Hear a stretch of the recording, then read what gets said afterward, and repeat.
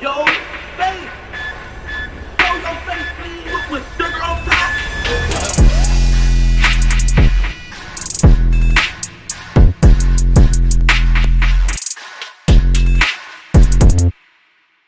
Hey, what's up, y'all? Y'all know my slogan. I don't know it all, but I know what I've been through. Now, before we get into this video, please make sure you head on down to Instagram and follow us on our official Instagram page at Hookah Anonymous _. We're able to be a little more explicit, a little more uncensored, and share content freely without running the risk of having our channel terminated. So, once again, make sure you head on down to Instagram and follow us on our official Instagram page at Hookah Anonymous _. We're almost at 100,000 subscribers, so if you like this video, make sure you subscribe and hit that bell so you're notified every time we drop new content. Now let's get into what you guys came here to see. Now, it's looking like as more information come out concerning this case with Cdai and RondoNumbaNine, more and more people are getting involved in advocating for Cdai to get the proper attention he needs so his motions can be decided. And I don't know if y'all paying attention, but despite a lot of these guys being all cool with each other and associated or affiliated in some shape or form, I kind of see a division when it comes to this case. And we can also potentially see people getting into it with each other just based off who they're supporting when it comes to this. Now, in the beginning, it seemed like Cdai wasn't getting much attention because although him and Rondo was cool, we've heard more people say free Rondo or mention Rondo instead of Cdai. And I'm assuming maybe that's because at the time Rondo was more popular. I don't know. Maybe it was because more evidence may fall against Cdai and they feel that it's really no sense in trying to get him out because of the evidence or what. But like I said, it seemed like Rondo was getting more of the attention and bigger names was saying free him, leaving out Cdai when they're supposed to all be cool. Now this will fall in line with what 600M thing took to his story to say, in which we'll discuss later.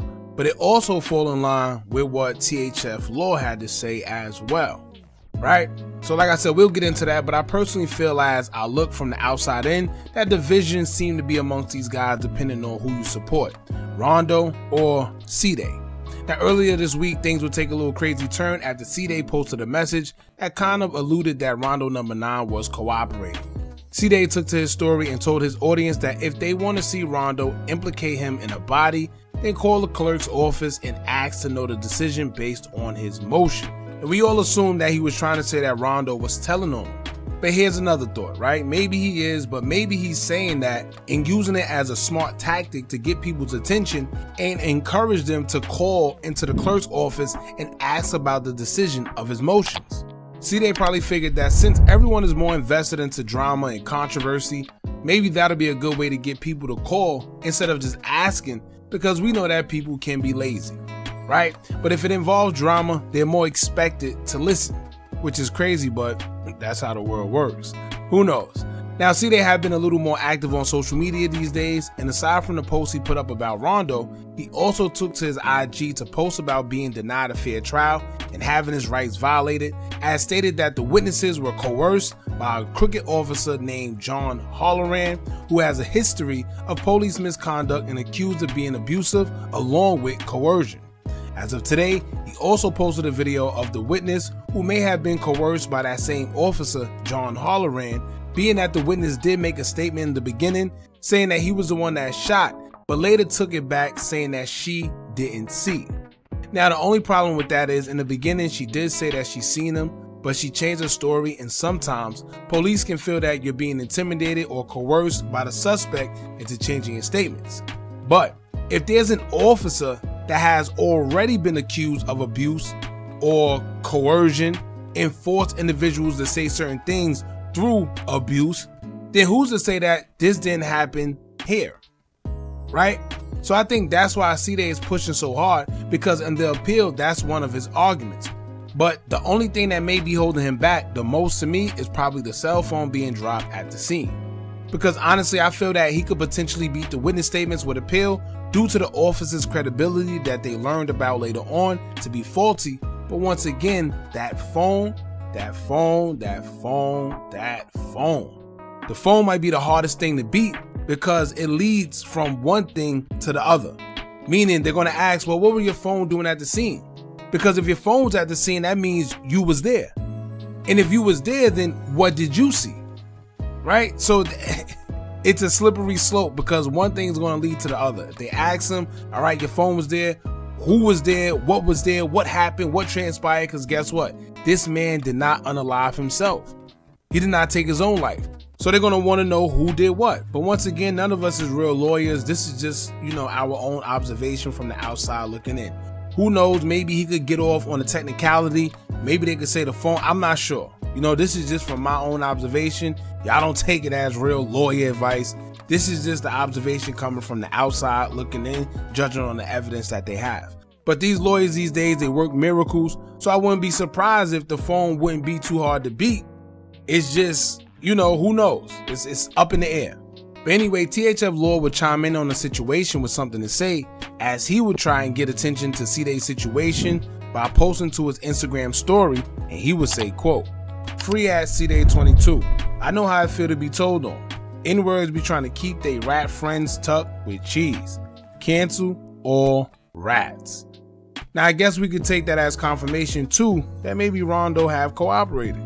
Unless he was referring to the girls, but I doubt it. And if you read between the lines, he said that guys be trying to keep they rat friends tucked with cheese.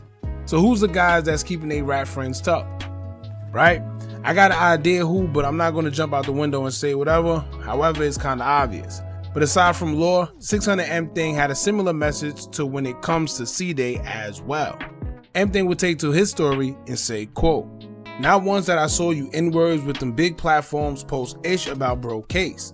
This man literally at the door, and with the help of the public reaching out to them people to get their attention so they can make a decision on this case. This man can be free.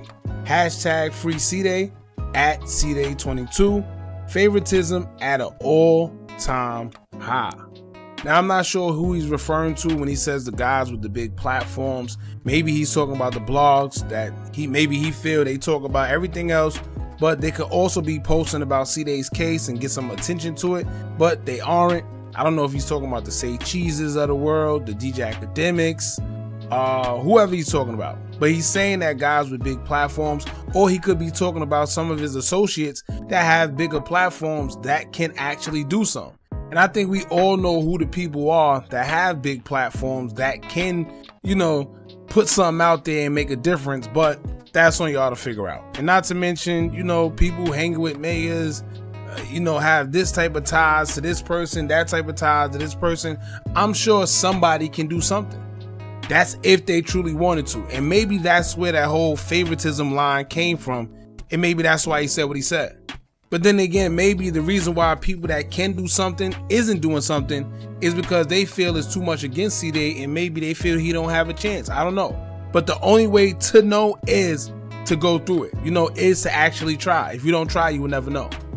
You can't just dismiss it. These guys were facing 35, 32, 30 some years, right? So the best interest would try to be to exhaust all opportunities while you can, rather than just lay down without fighting, because like I said, 30 something years is a long time. They already been in there for 10.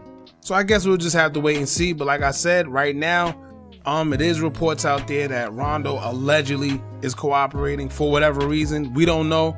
It seems like a lot of people are making those type of allegations. It seems like they're, throwing subs and stuff. We'll just have to wait and see what comes out of this, man. Y'all jump in the comments and let me know what y'all think. Do y'all think that Rondo was telling? Do y'all think that these guys throwing subs to people that could do something about it, but they're not? They just sitting back for whatever reason.